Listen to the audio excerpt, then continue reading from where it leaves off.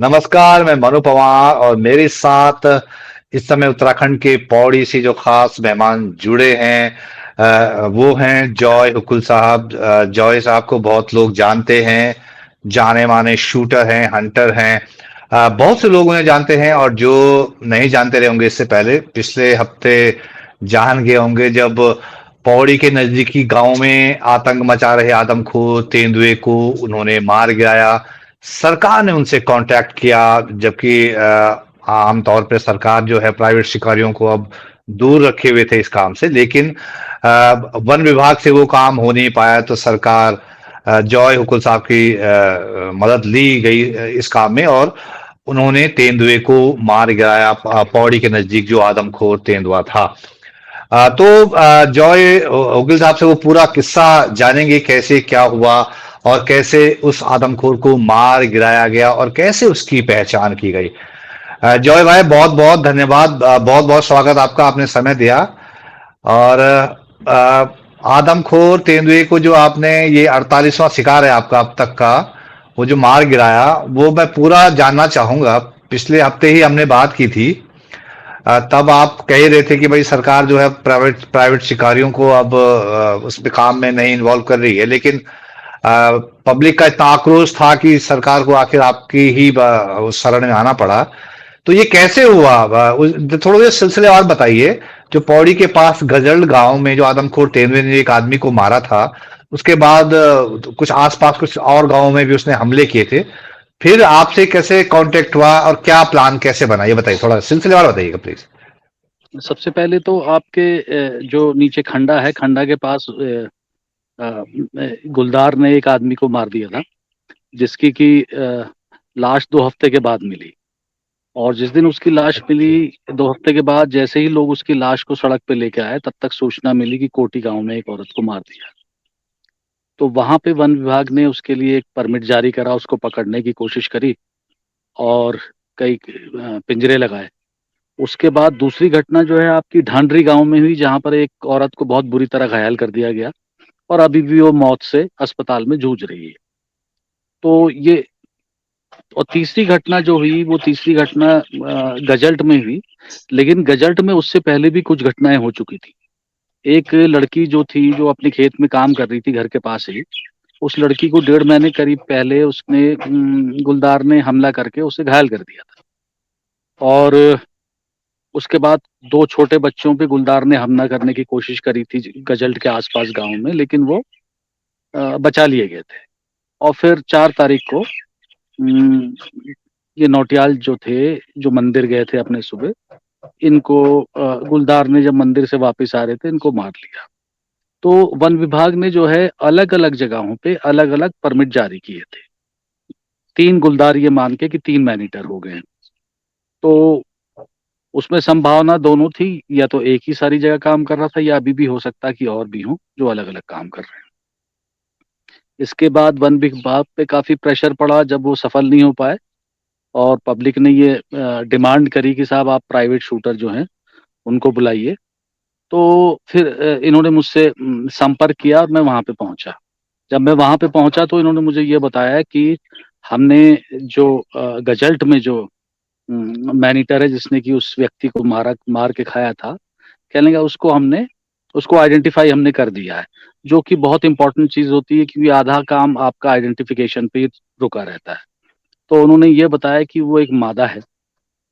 और सबसे बड़ी बात यह है कि गजल्ट में जब उस आदमी को मारा था और उसकी लाश जब लोगों को मिली थी, तो झाड़ियों के पास से, तो वो खाई हुई लाश थी। और जब लोग वहां पे पहुंचे थे तो वहां से 3 गुलदार साथ निकले थे।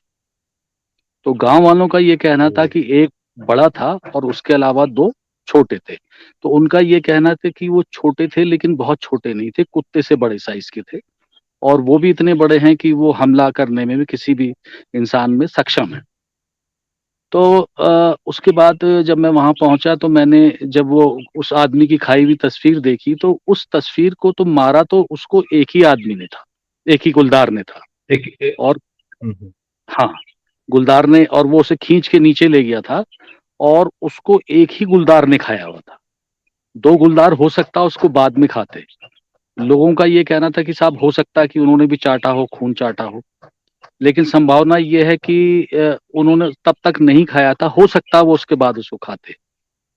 तो उसके बाद मुझे ये टास्क दिया गया कि साहब आप ये जो फीमेल ये जो है मैनीटर, इसको आप मारिए, क्योंकि एक ही को मारने का परमिट है, आप औरों को नहीं मार सकते हैं। तो ये काम बड़ा आसान इसलिए हो गया, आधा आसान इसलिए हो गया कि इसकी पहचान कर ली गई। तो फिर मैं वहाँ पे उस जगह पे ढूँढ घूमता रहा। हालाँकि तीसरे दिन मुझे सफलता मिल गई थी, लेकिन उसके 2 रात पहले मैं बिल्कुल नहीं सोया और दिन भर भी घूमता रहा। तो मुझे ये पता चला कि उस इलाके में गुलदारों की संख्या बहुत है। और जैसा कि उत्तराखंड में सारी जगह है, वैसे उस जगह पे भी बहुत सारी संख्या है। और वहाँ पे जब मैंने देखा कि मादाएँ कितनी हैं, तो वहाँ पे 2 मादाएँ हैं, 2 मादाएँ थीं। एक मादा जो थी उसके साथ 2 बच्चे थे जो कि बिल्ली के साइज़ के थे, और एक ये मादा जिसे मैंने मारा जो कि बड़ी थी, ये तो थी। इसके अलावा वहाँ पे 3 नर और थे। 1 नर 2 नर बड़े तगड़े और स्वस्थ थे, और एक नर जो था वो घायल था। तो वो घायल क्यों था ये मालूम नहीं, लेकिन उसकी तस्वीर जो है वो कैमरा ट्रैप में आई। वो बड़ा बूढ़ा नर है, जो कि घायल है, उसे चलने में कुछ परेशानी है। तो क्योंकि मुझे ये बता दिया गया था कि मुझे किसको मारना है, तो तीसरे दिन वो कहीं पे सड़क पे किसी को नज़र आया। तो हम लोग उस समय नीचे कहीं जंगल झाड़ियों की तरफ थे, उसकी तलाश कर रहे थे उस मादा की। तो फिर हम लोग उसके बाद रात के जब तक हम उस जगह पे पहुँचे गजल्ट से कुछ आगे, कोडाला गाँव शायद उसका नाम है, उनके दोनों के बीच में, तो हमको अपनी की टॉर्च की रोशनी में वहाँ पर एक बच्चा नज़र आया, जो कि गुलदार का बच्चा नज़र आया, जो कि कुत्ते के साइज़ से बड़ा था। लेकिन हमको देखते ही वो सड़क से नीचे उतर गया। हो सकता है उसके साथ दूसरा भी हो या उससे पहले उतर गया हो। और फिर हमारी नज़र जो है मादा पे पड़ी, जो कि मादा सड़क से ऊपर झाड़ियों के बीच चली गई। झाड़ियों के बीच चली गई तो हम उसको देखते ही समझे कि ये मादा है। टॉर्च जलाई, वो टॉर्च की जैसे ही उसने टॉर्च की तरफ देखा, तो मैंने उस पे गोली चला दी और वो वहीं पे ढेर हो गई। अच्छा। तो ये वो सीक्वेंस है जो जॉय हुकिल बता रहे हैं कि कैसे उस नरभक्षी मादा गुलदार को ढेर किया गया। जय भाई, ये आप तीसरे दिन आपने बताया कि तीसरे दिन आपने उसका शिकार किया या उस पर शूट किया। तो वो जो 2 दिन हुआ वो कैसे रहा? मतलब क्या क्या आप लोग मचान बनाकर रहे, आप लोग रात दिन घूमते रहे, या नहीं, क्या मचान नहीं। उस दौरान कैसे हंट कैसे किया? हाँ। वो मचान नहीं बनाया, क्योंकि जब मैं पहले दिन पहुंचा तो काफ़ी रात हो चुकी थी, करीब 8 बज गए थे। तो जब 8 बज जी। गए थे तो फिर हमने ये करा कि हम रात भर तलाश करते रहे, इधर-उधर घूमते रहे, क्योंकि गुलदार जो हैं ये रात को घूमते हैं। दिन में तो आराम करते हैं, तो रात में ये घूमते हैं। तो हमारा ये मकसद था कि हम वहाँ पर देखें कि कितने गुलदारों का मूवमेंट है और वो मादा कहाँ-कहाँ घूम रही है। तो हम पूरी रात घूमते रहे, मुझे लगता है करीब-करीब 4-5 बजे हम जाके थोड़ा-सा फिर आराम करने के लिए हम गए, और उसके बाद फिर हम लोग सुबह उठ गए जल्दी। 8 बजे हम फिर दोबारा उठे, और फिर 8 बजे फिर मैं वो उठ के, क्योंकि घटना स्थल में मैं रात को नहीं जा पाया था, फिर मैं गाँव वालों के साथ घटना स्थल पे गया, वहाँ पे सारी चीज़ें देखी, कोई निशान ढूँढने की कोशिश करी। बहुत सारी वहाँ झाड़ियाँ थी, जाना मुश्किल था उतार में, और वहाँ पे देखने की कोशिश करी गई कि यहाँ पे कोई पंजे का निशान मिल गया, कोई सबूत मिल जाए, कुछ है, कहाँ पे मूवमेंट है, तो वो सारा कुछ करते रहे। तो वो दिन भर भी हम घूमते रहे। शाम को करीब हमने खाना खाया होगा, और उसके बाद फिर पूरी अगली जो रात है, अगली रात भी हम पूरे जगे रहे, और सुबह के वक़्त में हम 2-3 घंटे करीब सोए, और फिर दिन भर फिर हम लोग अपनी प्लानिंग करते रहे, और फिर हम झाड़ियों में इधर ऊपर-ऊपर नीचे जाते रहे, और इसी दौरान हमें मालूम चला कि यहाँ पे गुलदारों की संख्या कितनी है, कि वो अलग-अलग गुलदार हमें अलग-अलग जगहों पे नज़र आए। और तो बस यही रहा, खूब मेहनत करी, और नींद से अपने आप को बचाना पड़ा, और खाना भी बहुत देर में खाना पड़ा। यही है।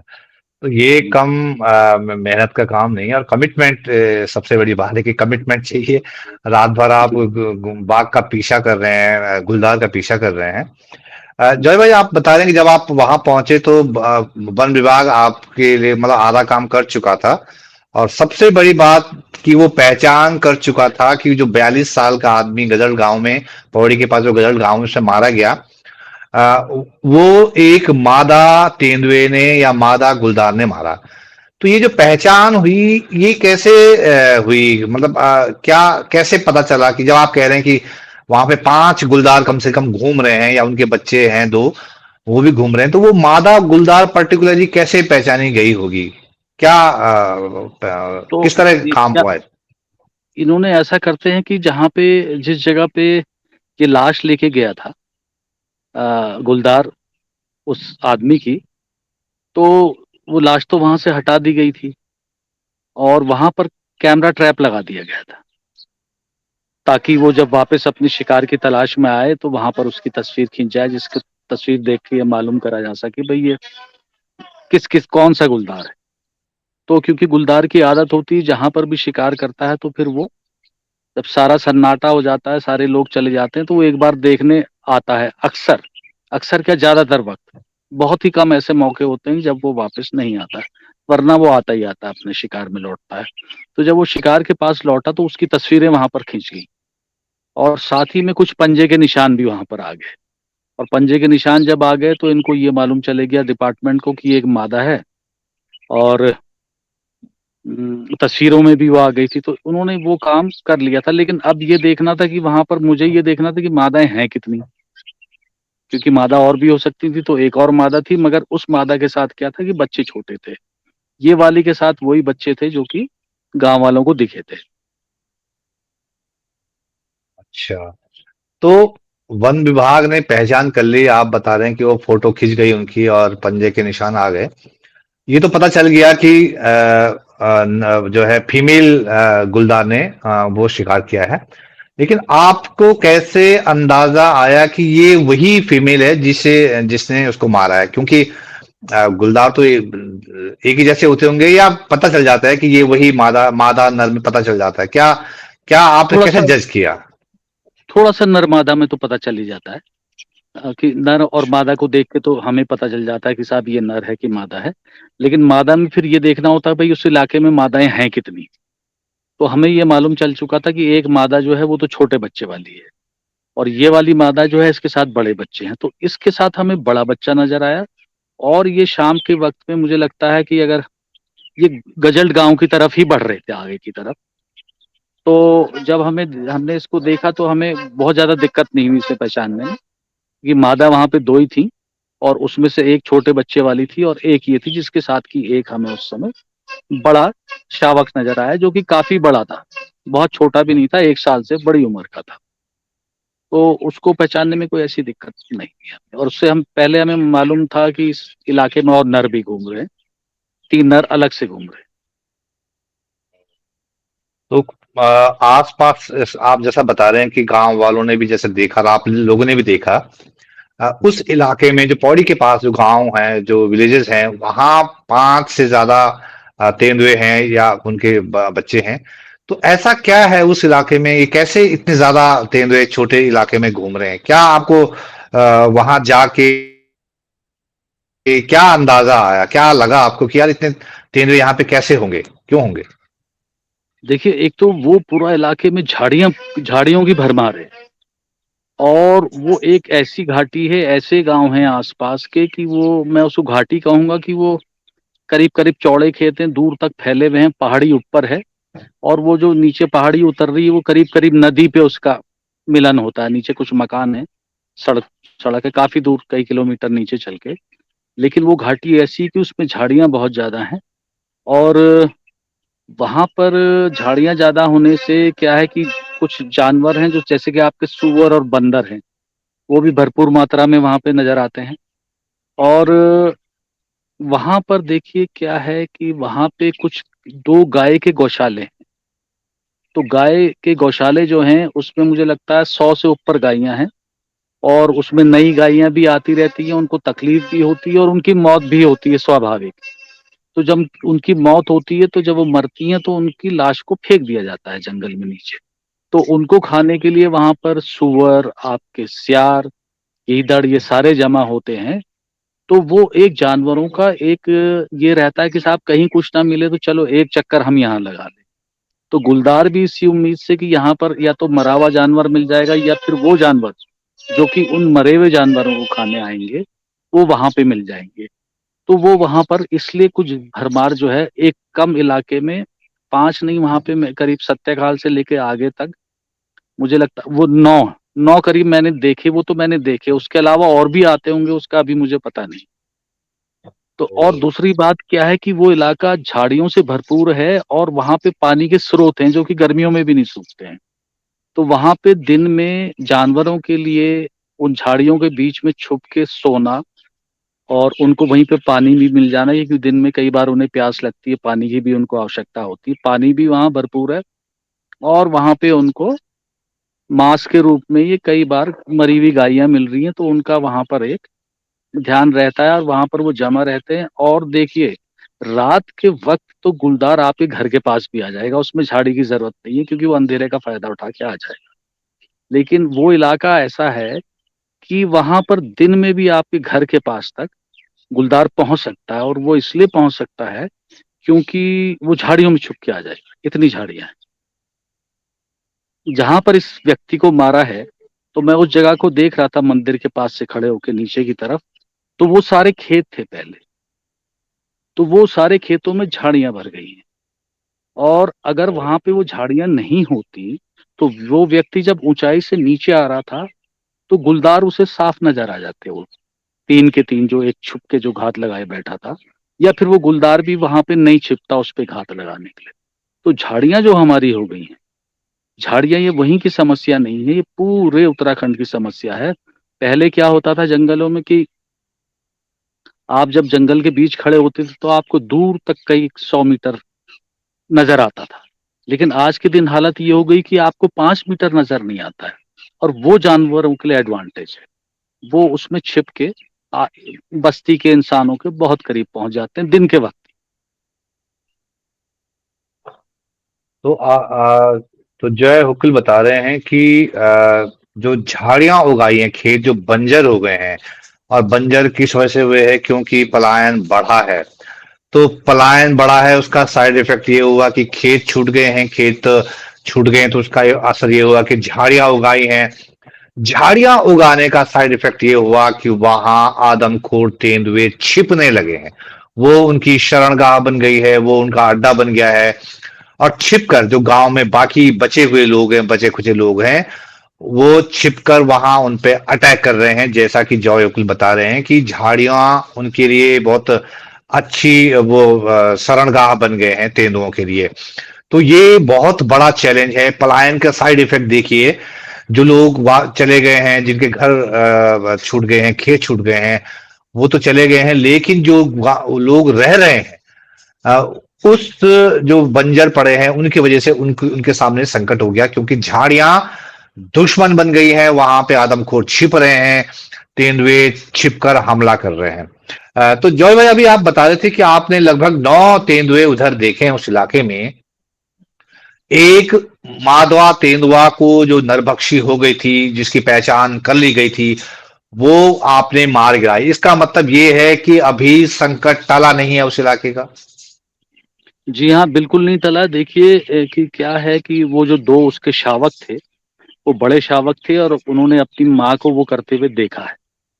तो वो उनके दिमाग में ये बात है कि कहीं न कहीं कि भई आदमी भी हमारा शिकार हो सकता है और संभावना ये भी है हो सकता है खाया तो नहीं था बॉडी को, लेकिन हो सकता है कि कुछ चाटा-वाटा हो या उसके आस-पास खड़े रहे हों। तो जब तक उन 2 शावकों को वहाँ से नहीं हटाया जाता है, तो खतरा देखिए वो इतने बड़े हैं कि वो मतलब घातक हो सकते हैं।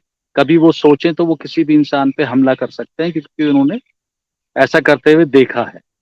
और उसके अलावा वहाँ पर एक और नर गुलदार है जो कि बूढ़ा है और वो कुछ घायल है। वो उसको चलने में कोई तकलीफ है। तो तो अगर वो तकलीफ ज़्यादा है और तकलीफ उसकी ठीक नहीं होती है और कभी वो भूख इस वजह से शिकार ना कर पाए और इंसान और उसका मुकाबला हो जाए तो बहुत ज़्यादा संभावना है कि वो भी इंसानों पे हमला कर सकता है। तो अभी खतरा टला नहीं है और देखिए हमारा कानून कुछ ऐसा है ये सारे लोगों को पता है, सारे लोगों को पता है, गाँव वालों को पता है, विभाग को पता है कि जब घटना हुई तो वहाँ पर 3 गुलदार थे। लेकिन हमारा कानून ऐसा है कि उसने एक ही को मारने की परमिशन दी, तो कानून के आगे आप कुछ नहीं कर सकते हैं। और मैं एक रिपोर्ट पढ़ रहा था करीब आज से 2 साल पहले, तो वो रिपोर्ट में ये था कि जितना टॉलरेंस जानवरों के प्रति हिंदुस्तान में है, उतना दुनिया में कहीं नहीं है। और साथ ही साथ जानवरों द्वारा जो दुनिया में टोटल हमले किए जाते हैं, उसके 50% आपके हिंदुस्तान में होते हैं। और फिर मैं आपको एक उदाहरण दूं, साउथ अफ्रीका का कोई नेशनल पार्क था। उस नेशनल पार्क के किनारे पर एक के गांव से बच्चे को उठा दिया एक लेपर्ड ने। तो जब वो उसे उठा के ले गया, तो वहां पर शिकारियों की जरूरत नहीं होती, क्योंकि उनके गेम गार्ड्स होते हैं जो कि ट्रेंड होते हैं। तो उन लोगों को कोई परमिशन भी नहीं लेनी पड़ती है। हमारे यहाँ तो ये है कि जब उसको मार के ले जाएगा, फिर आप उसको बताएंगे, फिर उसका पोस्टमार्टम होगा, फिर वहां से ये आएगा कि आप इसको मारें, पकड़ें या जो कुछ है, तब आपको उसकी परमिशन मिलेगी। लेकिन वहां पर ऐसा नहीं है। वो गेम गार्ड वहां पर गए, तुरंत वहां पर गए, और उनको एक वो लेपर्ड जो है उसको खाता हुआ नजर आया, उस बच्चे की लाश को। तो उन्होंने क्या देखा, एक तो खा रहा है और एक वहां से करीब 40 मीटर दूर बैठा हुआ, वो सब देख रहा है। तो उन्होंने जाके उन दोनों को शूट कर दिया। उनका ये कहना था भाई एक ने मारा है, एक खा रहा है, लेकिन क्योंकि दूसरे ने भी देख लिया, वो भी कभी हानिकारक हो सकता है। तो देखिए, वो मुल्क हैं जहां पर कि इंसानों की जान की कीमत बहुत होती है। वो कानून से भी, वहां सबसे बड़ा कानून, कानून तो अपनी जगह है, लेकिन वहां पर जो है इंसानों की जान की कीमत सबसे ऊपर होती है। लेकिन हमारा कुछ थोड़ा फर्क है साहब। हम्म। तो इंसानी जान की कीमत बहुत ज्यादा होती है, इसीलिए ब्रिटिशर्स के टाइम पर भी जैसे हमने पिछली बातचीत में भी कहा था कि फौजियों को भी भेज दिया करते थे कि आप जो है जाइए, छुट्टी भी जा रहे हैं तो बंदूक लेके जाइए और आदमखोर तेंदुए को निपटा आइए, उसकी उस समस्या से मुक्ति दिलाइए, क्योंकि इंसान की कीमत थी और इसीलिए उस दौर में भी इसकी अहमियत समझी गई। अब चूंकि बहुत चीजें आड़े आ रही हैं और वो उस तरह का जानवरों को लेके भी बहुत इस तरह सेंसिटिविटी बढ़ी है।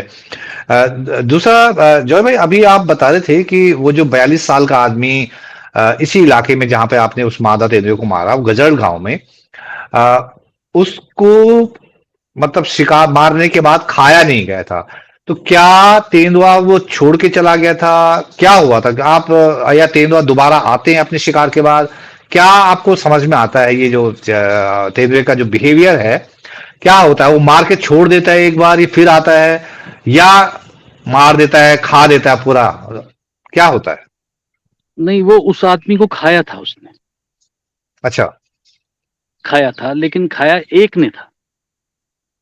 क्योंकि जब वो उसको नीचे ले गया, तो नीचे ले जाने के बाद जब उसकी बॉडी मिली है, तो वो पेट का पूरा हिस्सा खा चुका था उसका। पेट का अंदर से पूरा खाली था। सिर्फ वो जो 2 गुलदार थे बाकी, उन्होंने नहीं खाया था, जो और थे साथ में। मारा एक ही नहीं था, ले भी एक गया था, लेकिन 3 गुलदार वहां पे नजर आए। उनकी बारी लग सकती थी, वो आ सकते थे खाने के लिए, लेकिन तब तक गांव वाले वहां पहुंच गए। तो गुलदार का ये होता है कि वो एकदम से अपने शिकार को खाता नहीं है। वो उसको मार के, घसीट के किसी बिल्कुल ऐसी जगह पे ले जाता है जहां पर वो उसको, वो निश्चित हो सके कि उसको कोई नहीं देख रहा, तभी जाके खाता है, चाहे इसके लिए उसको 1 घंटा भी लगे। और मुझे लगता है कि उस आदमी को ले जाके जहां पर वो ले गया, क्योंकि वो काफी, वो नीचे ले गया उसको, और नीचे बिल्कुल उतार में ले जाने के बाद फिर उसने उसको थोड़ा सा ऊपर चढ़ाई की ओर चढ़ाया। तो वहां से करीब वो 60 मीटर, मुझे लगता है पूरा नीचे और थोड़ा सा जो ऊपर चढ़ाया, वो दूरी 60 मीटर की थी। और वहां पर ले जाके वो आराम से उसे खा रहा था। लेकिन तभी तक लोगों को पता चल गया। लेकिन ये सब करने में काफी वक्त गुलदार को मिला, क्योंकि लोग समझते रहे कि शायद वो मंदिर से इधर उधर चले गया हो। उसकी तलाश कुछ देर में शुरू हुई। और गुलदार की देखिए एक बड़ी गजब चीज होती है कि जैसे जंगली कुत्ते और भेड़िए क्या करते हैं कि ये जिंदा ही अपने शिकार को खाने लगते हैं, या भालू भी जब कभी पशुओं को मारता है तो वो जिंदा ही खाने लगता है, जो कि मुझे लगता है कि उससे ज्यादा तकलीफ कुछ नहीं हो सकता है। लेकिन जो हमारी ये बिग कैट्स हैं, बड़ी बिल्लियां, ये क्या करती हैं, जब तक कि उनके शिकार की पूरी तरह जान नहीं निकल जाती है, तब तक वो बिल्कुल नहीं खाते। वो पहले यहाँ पे पकड़ के चोक करते हैं, दबाते हैं, दबाते हैं, दबाते हैं, फिर छोड़ देते हैं। फिर हाँफते हैं, क्योंकि उनकी अपनी भी सांस रुकी होती है। और फिर उसके बाद फिर अपने शिकार को देखते हैं, अगर उसकी जरा सी भी सांस चल रही हो, फिर वो उसकी गर्दन दबा देते हैं। और जब तक उसका पूरी तरीके से दम नहीं निकल जाए, तो वो बिल्कुल खाते नहीं है। तो अगर आप एक दूसरी तरफ से देखें, तो ये जब मर जाएगा आदमी तो उसे कैसे भी खा सकते हैं, फिर तो कोई दिक्कत नहीं। लेकिन जो और जानवर हैं वो जिंदा ही नोचने लगते हैं, तो वो ज्यादा पीड़ादायक है। हाँ, अभी भालू के केसेस देखे हैं हमने पहाड़ में, हमारे यहाँ बहुत ही गंदे तरीके से उन्होंने जो है इंसानों में जिस तरह का हमला भी किया है। तो आप बता रहे हैं कि वो सीधे गला पकड़ता है, तो वो क्या हाथ से पकड़ता है या सीधे दांत गाड़ता है? क्या आपको नजर आता है, दांत गाड़ता है वो गले पे? ये होता क्या है कि देखिए, आदमी को तो गिराना उसके लिए बहुत आसान है। कि आदमी देखिए एक टू व्हीलर की तरह है। जैसे दो पहिए के वाहन को अगर आप साइड से धक्का दे दें तो वो एकदम से गिर जाएगा। और अगर आप एक चार पहिए की गाड़ी हो तो उसको आपको धक्का देके गिराना मुश्किल होता है। उसी तरह जो जानवर होते हैं वो फोर व्हीलर की तरह होते हैं। जब वो गुलदार के देखिए जो हाथों में नाखून है, उनके नाखून क्या है, अंदर होते हैं, लेकिन समय के साथ वो बाहर निकाल देते हैं, तो वो एक चाकू की तरह हो जाते हैं। तो जब वो किसी पे ये सामने के दोनों ये पंजे मारते हैं, तो जो भी है प्राणी, उसको बड़ी तकलीफ होती है। और जैसे वो थोड़ा सा झुकता है, तो फिर उसकी कोशिश ये रहती है कि वो किसी तरह से उसका गला पकड़ ले, टेंटुआ जिसे कहते हैं, सांस की नली। तो फिर वो एकदम से सांस की नली पकड़ लेता है, और सांस की नली को पकड़ के फिर वो दबाता है, जिससे कि उसका शिकार छटपटाता है। और छटपटाता है, फिर वो उसका सांस की नली को तोड़ के उस तरीके से मारता है। फिर उसे कहीं पे ले जाके खाना शुरू करता है, या फिर जिंदा ही घसीट के ले जाता है। और फिर कहीं पे मौका मिलता है, फिर उसको दबा के मारता है, और फिर आगे बढ़ के फिर खाता है उसे। तो जॉय हुकिल बता रहे हैं कि कैसे बाघ, तेंदुआ जो है हमला करता है अपने शिकार पर और फिर कैसे उसे खाता है। मतलब जब तक वो लाश न बन जाए, मतलब उसकी प्राण न निकल जाए उसके, तब उसके बाद ही वो वेट करता है उसके प्राण निकलने का। और जब वो उसके प्राण निकल जाते हैं, वो मुर्दा हो जाता है, शरीर बेजान हो जाता है, तब वो उसको खाता है। तो जॉय भाई, मैं आखिरी सवाल आपसे करूंगा कि ये आपका, जहां तक मुझे ध्यान है, शायद 48वां शिकार है जो आपने सरकार की अनुमति से जो तेंदुए नरभक्षी को मारा है। जब वो जी इंसानों जी। पर हमले करने लगा तो 48 शिकार हो गए हैं। तो इस तेंदुए को ठिकाने लगाने के बाद, मतलब आप क्या आप सेटिस्फाई हैं कि आपने उन लोगों को राहत दे दी, कि अभी भी है, या कि अरे यार अभी तो और भी चिंताएं बाकी हैं? देखिए, मुझे चिंता है, बहुत चिंता है। एक तो दो शावक वहां पर हैं, जिन्होंने की अपनी माँ को वो सब कुछ करते हुए देखा है। और जी। उसके अलावा एक घायल जो नर है, वो भी वहां पे मौजूद है। जो कि मुझे लगता है, शायद जैसा मैंने तस्वीर में देखा, थोड़ा उम्र में भी वो ज्यादा है, और थोड़ा लंगड़ा के चल रहा है, उसे कोई तकलीफ है। हो सकता है कांटा चुभा वो ठीक हो जाए, लेकिन हो सकता है कोई ऐसा घाव हो कि वो अपना जो प्राकृतिक शिकार ना कर पाए, और वो कभी खतरनाक हो सकता है। तो चिंता है। और चिंता तो वैसे भी अगर कहीं पर भी गुलदारें सभी जगह है, कि वो कभी भी किसी के दिमाग में कुछ आ सकता है। लेकिन वहां के लोगों को इस समय और उनको सतर्क रहने की, अभी बेफिक्र होने की कोई वो नहीं है। अभी उनको ये है कि अभी भी होशियारी रखनी है। तो जॉय हुकिल, जो कि बहुत नामी गिरामी शूटर हैं, हंटर हैं, और सरकार ने उनको याद फरमाया जब पौड़ी के पास गांव में आदमखोर तेंदुए ने लगातार हमले किए हैं, इंसानों को खा गया। तो जॉय भॉय गए और उन्होंने एक मादा तेंदुआ को मार गिराया है। लेकिन वो खुद बता रहे हैं कि चिंता अभी बढ़ी हुई है, क्योंकि एक नर जो तेंदुआ है, जो गुलदार है, वो घायल अवस्था में पड़ा हुआ है। वो अगर सस्ते आसान शिकार के लिए किसी पर टूट पड़ा, किसी इंसान पर टूट पड़ा, तो बहुत मुश्किल होगी। और जो शावक है, जो उस मादा तेंदुए के शावक है, वो भी अभी वहां मौजूद हैं। और कुल मिलाकर पौड़ी के बिल्कुल नजदीक, जो 5-6 किलोमीटर पे ही जो है, जॉयकुल बता रहे हैं कि लगभग 9 तेंदुए उन्होंने देखे हैं। इसका मतलब बहुत चिंता की बात है, और ये राहत की बात तो बिल्कुल भी नहीं है। तो जॉय भाई, बहुत बहुत धन्यवाद, बहुत शुक्रिया आपका, बहुत आभार, आपने इतना समय दिया, शुक्रिया।